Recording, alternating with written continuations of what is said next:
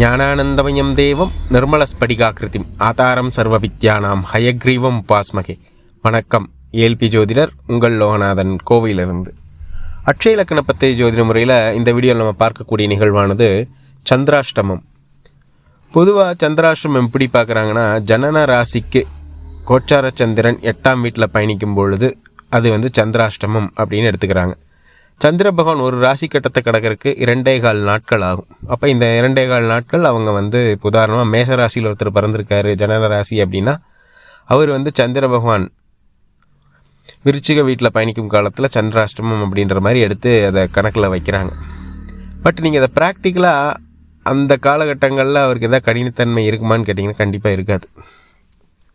வயது ஏற ஏற எப்படி லக்னம் வளரும், அட்சய லக்னம் அப்படின்னு சொல்கிறோமோ, அதே போல் இந்த ராசி அப்படின்ற விஷயமே வயதுக்கு ஏற்ப அது மாறும். பிறந்த காலத்தில் அவருக்கு அந்த இடத்துல நிகழ்வு அப்படி இருந்திருக்கலாம். இப்போ 30 வயசு 40 வயசு போகிறாருன்னா, உதாரணமாக அவர் சுக்கிர பகவான் திசை பரணி நட்சத்திரத்தில் பிறந்திருக்காரு அப்படின்னா, இப்போ ஒரு 40 வயசை தாண்டி போயிட்டுருக்காருன்னா, இப்போ அவருக்கு ராகு பகவான் திசை போகுது அப்படின்னா, அந்த சந்திர பகவான் அட்சய ராசி அப்படின்னு சொல்லுவோம். அந்த சந்திர ராசி வளர்ந்து எங்கே இருக்கும் அப்படின்னா, மிதுன வீட்டில் போயிட்டுருக்கோம். ஏஆர்பி அட்சய ராசின்னு சொல்லுவோம். அப்போ அந்த ஏஆர்பிக்கு தான் நீங்கள் சந்திர பகவான் 8ல் போகிற நாட்களில் தான் கவனமாக இருக்கணும். அப்போ எங்கே இருக்கணும் அப்படின்னா, நீங்கள் மகர வீட்டில் சந்திர பகவான் கோச்சாரத்தில் பயணிக்கிறாங்களா, அந்த காலகட்டத்தில் நீங்கள் கவனிச்சிங்கன்னா மட்டும்தான் அங்கே தான் உங்களுக்கு கொஞ்சம் அசௌகரியங்கள் ஏற்படும். நீங்கள் இதை ப்ராக்டிக்கலாகவே ஃபீல் பண்ணலாம். ஜனன ராசியை விட இந்த இடத்துல இதுதான் உங்களுக்கு பொருத்தமாக இருக்கும்.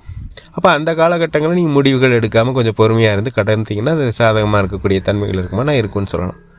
இதனால தான் அட்சய இலக்கண பத்ததி ஜோதிடம் அப்படின்றது ப்ராக்டிக்கலாக என்ன நடக்குதுன்றது நீங்கள் உணரக்கூடிய நிகழ்வு அங்கே தான் இருக்குது. அப்போ நீங்கள் அதை வச்சு பார்க்கும் பொழுது உங்களுக்கு அந்த ராசின்ற விஷயம் வளருதுன்றதை நீங்கள் உண்மையாகவே புரிஞ்சுக்கலாம். இந்த நேரத்தில் அட்சய இலக்கண பத்ததி ஜோதிட முறையை உருவாக்கிய மதிப்பிற்குரிய பொதுவுடைமூர்த்தி ஐயா அவர்களுக்கு மனமார்ந்த நன்றிகளை சொல்லிட்டு, நமக்கும் நல்ல சிந்தனை சூழ்நிலை வாய்ப்புகள் அமைய எல்லாரும் உள்ள இறைவனை வேண்டிட்டு மீண்டும் ஒரு ஏல்பி முறையிலான ஜாதக ஆய்வில் உங்களை சந்திக்கும் வரை உங்களிடமிருந்து விடைபெறுகிறேன். நன்றி, வணக்கம்.